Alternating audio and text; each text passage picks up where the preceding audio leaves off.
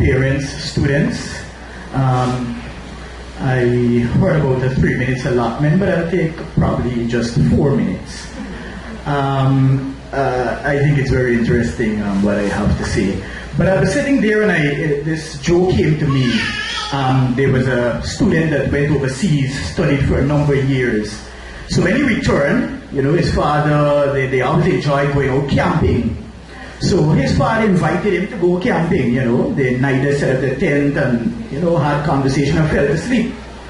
During the night, the father woke him and said, "Son, look is where you see." So the son looked up, he said, "Daddy, I see a lot of stars. It's a nice, clear night," and so on. See, father said, "So what I mean?" He said, "Daddy, that really means that we're not the only galaxy that exists. But there are billions of galaxies across the sphere, and the size of those stars are bigger than Earth." The father said, "Bye, somebody thieved the tent." So,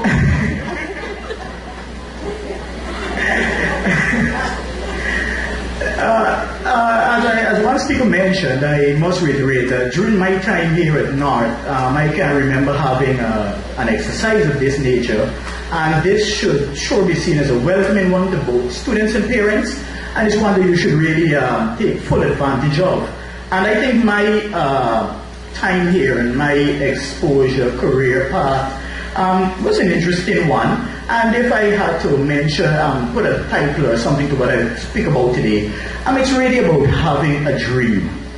What it's all about having a dream, the previous speakers, you would have noticed that a few of them really did not set out for a particular career. And even though a few might have had, the way to reach to your particular destination can vary. So persons end up in medicine, in law, and a whole lot of other careers, initially not setting out to, but a lot of those, when they would have had a dream, one, you either reach it very fast because things just have a way of happening when you put energies into it, or it would eventually happen because you still keep mulling on it. During this talk, you're going to realize that my first career choice was always in aviation. I remember being a part of a news article because during my time here, we had a lot of youth-based organizations, youth-based activities, and there was a particular group that we called YES, which was Youths for an Ethical Society, and we had a newsprint that we did, we had a television program and so on that we did, and I was featured in that as being one of, they mentioned the example setters of North. But what was hiding it was that my desire for the aviation career. By the way, I was mentioning I'm a veterinarian by career, Dean Hartley, but I was, as I mentioned, a student of North Georgetown Secondary School, and I was also an agricultural science teacher right here at North Georgetown Secondary School, along with Natasha Paul. We were both students right here at North. And why I take the twist of mentioning that it's all about having a dream. I'm sure if we ask everybody here, what is the stream that you have to go into to become a veterinarian, it would be science. Pretty clear. And we are also pretty clear on some of the subject areas that we would have to cover in order to be a veterinarian, right?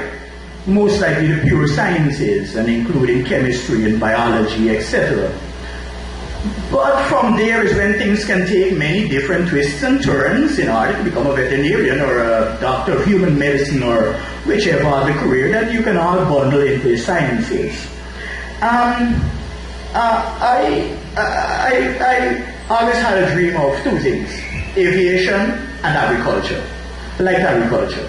My mom was an agricultural science teacher and I was in agriculture. Somehow I was motivated by agriculture, although being born in the city. And aviation, for some reason, I was always captivated by aircraft. Even right now, last night, my neighbor called me over and he said, "We got to talk some business. He has a model airplane that he wants to sell me. I got to buy the engine for it. I buy helicopters and all those things." I still keep very close tab on the aviation industry. You check my phones, it's just pictures of planes. So on my computers, the flight simulators and everything. I still love it. But I was able to make a living in my second best, my second choice. What I love second best, which is agriculture, and more so, animals. And my path was that in having a dream, I realized that it kind of gives energy, allows you to have quite a bit of energy. It motivates you. You go after stuff. You have an eagerness. Nobody has to tell you anything about it.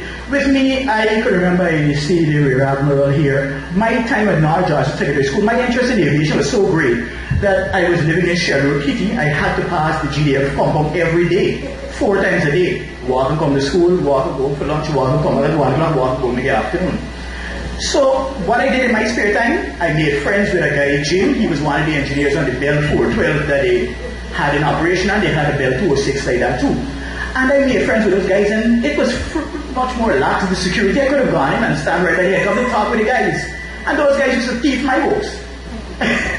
All my little money I spent, I went to the gas station, I bought books on aviation and ammunition. I like shooting and so on. I like those sports.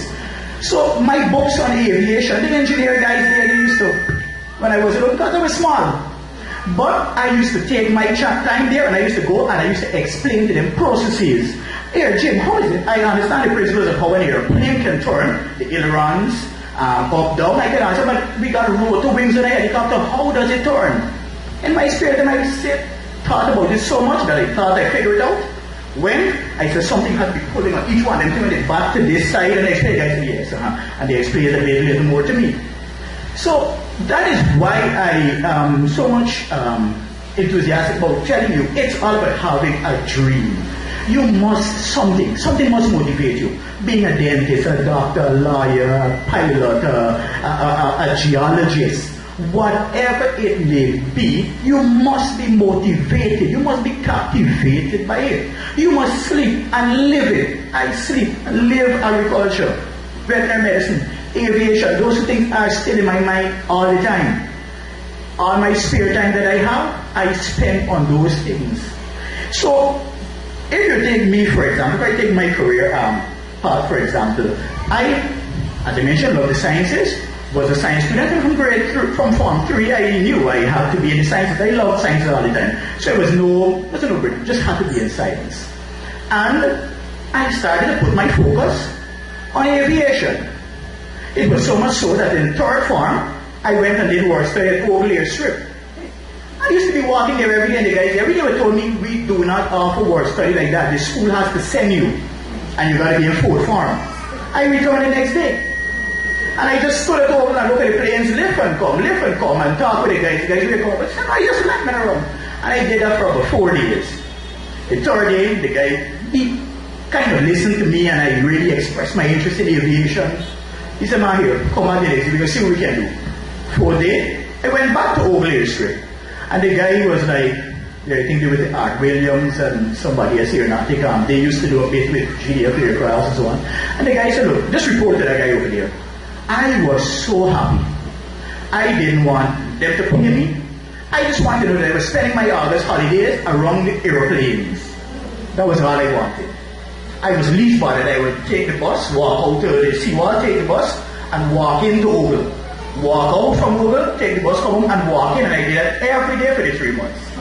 Just to be around aircrafts.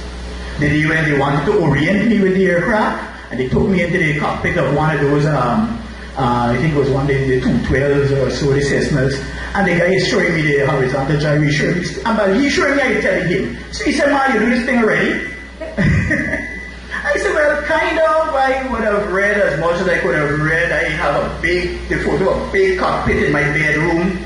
So these instruments I see every day. You must have a dream. You must have something that motivates you, captivates you, and things will happen.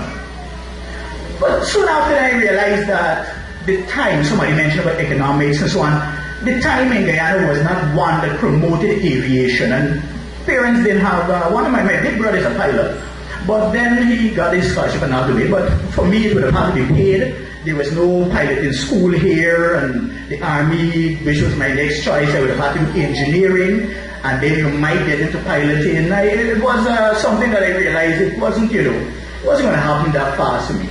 So quickly, my second choice, agricultural science. And I started to dedicate my energies towards it. we did back the crops farm at the back here for our SBA. And we started to move and really do some work in actual agriculture in North Georgetown. And I was able to excel at CXC and return right here as an agricultural science teacher just about less than a year after graduating from CXC. And by so doing, I was able to spend 2 years teaching agricultural science and then move on to the Ghana School of Agriculture, where I did my diploma in agricultural science. All the time maintaining my dream